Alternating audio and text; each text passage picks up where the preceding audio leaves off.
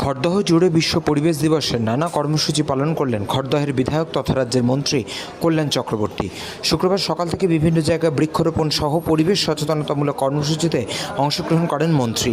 এরই মাঝে খড়দহ কল্যাণগড় স্কুলে ছাত্রছাত্রী, শিক্ষক, অভিভাবকদের সাথে একটি অনুষ্ঠানে সামিল হন খড়দহের বিধায়কের সামনে নানান সাংস্কৃতিক অনুষ্ঠান পরিবেশন করেন ছাত্রছাত্রীরা। পরিবেশ দিবস নিয়ে বলতে গিয়ে খড়দহের বিধায়ক তথা মন্ত্রী কল্যাণ চক্রবর্তী সংবাদ মাধ্যমকে ঠিক কী বললেন শোনাবো। বলরাম বসুর রিপোর্ট, চ্যানেল 24/7।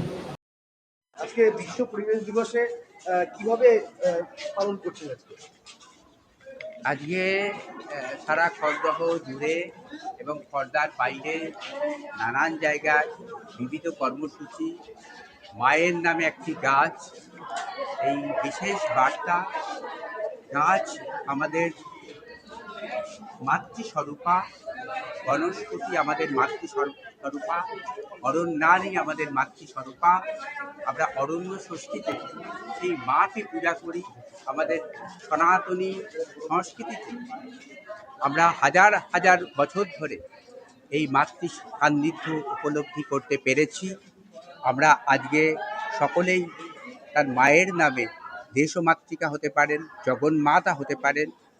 জননী দেশমাতৃকা জগন্মাতাকে এক এবং অভিন্ন করে দেখবার এই যে দর্শন, মায়ের নামে একটি গাছ, এটি আমরা সারা পশ্চিমবঙ্গে পালন করছি, হয়তো সারা ভারতবর্ষে পালিত হবে।